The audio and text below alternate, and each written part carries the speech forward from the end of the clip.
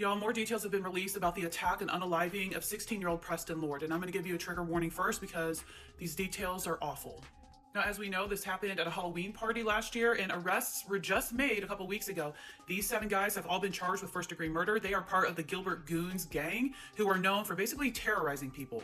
So it's recently been released that 17-year-old jock Talan Renner was literally bragging about what he did, and that his millionaire father tried to hide evidence, tried to put blame onto other kids, and even attempted to flee to Mexico to avoid his son having to face any kind of justice. So according to reports, he sent a text message to Taylor Sherman, who is another one of the suspects, and he said, "I might have hospitalized that kid. I hit him pretty hard." And then he later showed a video of the beating to his friends and said, "Oh, I put that kid on life support."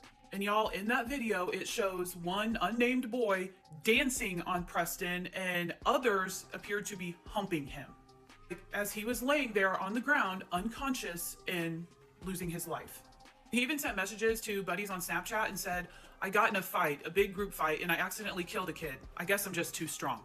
Now, these are his parents, Travis and Becky Renner, and according to a former employee, he was very open about his plans to hide evidence and shift blame to another kid with a similar name.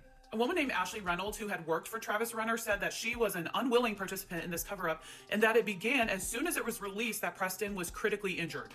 Here you see the police outside of their home to execute a search warrant, but when they went to do the raid, nobody was there. They had taken Talan out of the area pretty much as soon as it happened. Apparently, Talan had sustained some injuries from his attack on Preston, and the plan was to take him to a cabin to heal.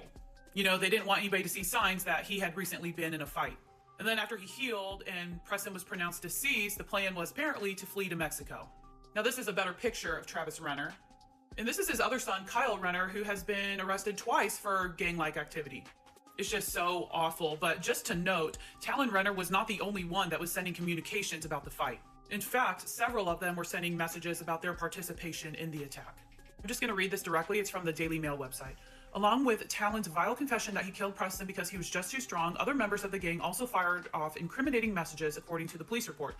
Talan Vigil said in a Snapchat conversation that, "I hit a kid and this kid hit his head. And then they kicked his head in the ground and then I got word he died, so I don't know." William Hines told police officers, "Straight up, bro, I was drunk. Heat of the moment, I kicked him one time and I kicked his leg." And Taylor Sherman told officers that he, Renner, Meissner, and Turner got in his car and took off after the fight. When the group were in the car, Talan allegedly said, "I might have hospitalized that kid and I hit him pretty hard."